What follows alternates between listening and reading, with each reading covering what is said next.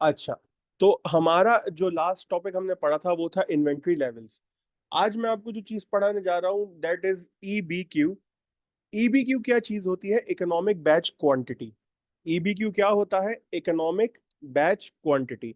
Economic batch quantity का मतलब ये है कि जब मैं EOQ पढ़ा रहा था तो EOQ में मैंने ये पढ़ाया था कि अगर मैं कोई चीज खरीदने जाऊं तो मुझे सस्ते में सस्ती कितनी सस्ती पड़ेगी। इकोनॉमिक ऑर्डर क्वांटिटी में मैंने आप लोगों को क्या पढ़ाया था कि मैं अगर कोई चीज खरीदने जाता हूं तो वो मुझे मिनिमम कितनी सस्ती पड़ सकती है। जब मैं EOQ की बात करता हूं तो EOQ आपको बताता है कि अगर मैं कोई मटेरियल इंस्टेड ऑफ बाइंग अगर मैं कोई मटेरियल की मैन्युफैक्चरिंग की तरफ जाता हूं, मैं देखो यहाँ पे बात कर रहा हूँ किस चीज की? मटेरियल के मैन्युफैक्चरिंग की। इस मटेरियल की मैन्युफैक्चरिंग को कोई भी ये ना समझे कि मैं रॉ मटेरियल को क्या कहते हैं, परचेज कर रहा हूं और मैं फिनिश गुड बना रहा हूं। नहीं, यहां पर मैं बात कर रहा हूं रॉ मटेरियल भी खुद बनाओ। मतलब जो मटेरियल मुझे चाहिए है वो भी मैं अपने पास खुद बनाऊं।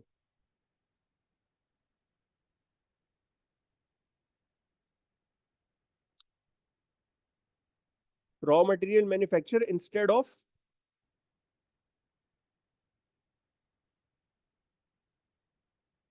Of purchase.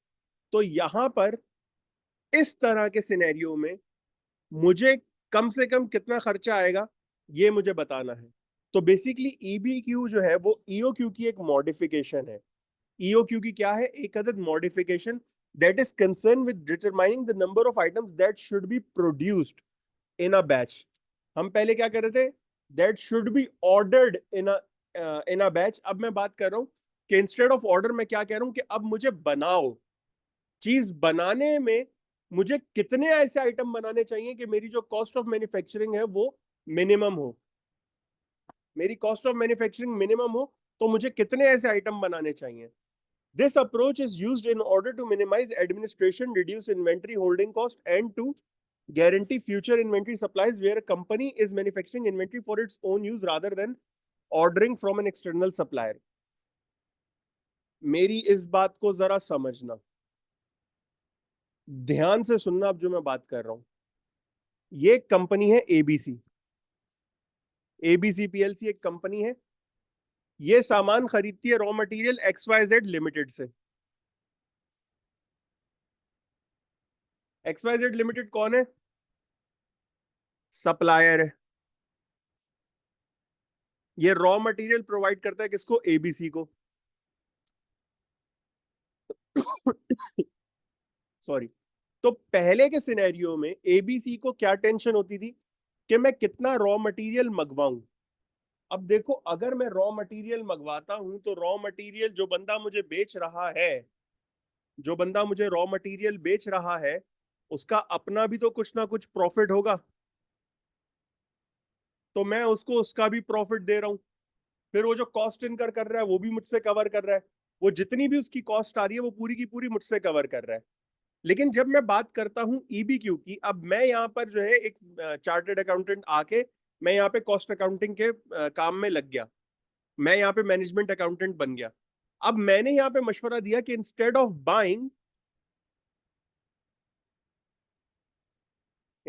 Buying why don't we make it on our own. हम खुद क्यों नहीं बनाते?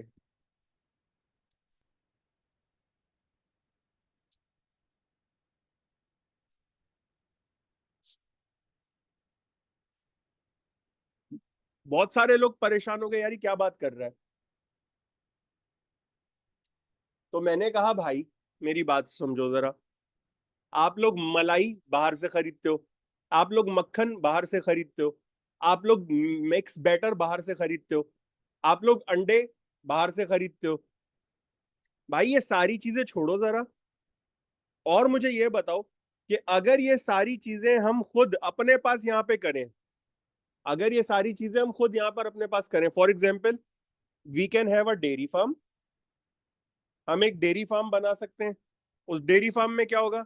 उस डेयरी फार्म से फायदा ये होगा कि हमें मक्खन के लिए बाहर नहीं जाना पड़ेगा। जो हमारा केक में मक्खन यूज होता है हम खुद बना लेंगे। हम एक पोल्ट्री फार्म बना सकते हैं। अंडे चाहिए होंगे, सारे खुद मिल जाएंगे। हम ये सारा कुछ खुद कर सकते हैं जब, तो फिर भाई हम बाजार के ऊपर डिपेंडेंट क्यों है? Why do we dependent on XYZ limited? तो यहाँ पर मेरे बॉसेस ने मुझे बोला, अच्छा ये बताओ कि अगर हम ये सारे काम करते हैं तो हमें कितना फायदा होगा। एक दो चीजों में, एक तो हमारी प्राइस, क्या हमारी टोटल इन्वेंट्री की कॉस्ट जो है वो कम होगी? मैंने बोला देख लेते हैं। दूसरी चीज, हम कितना बनाए कि हमारी इन्वेंट्री की कॉस्ट कम हो जाए।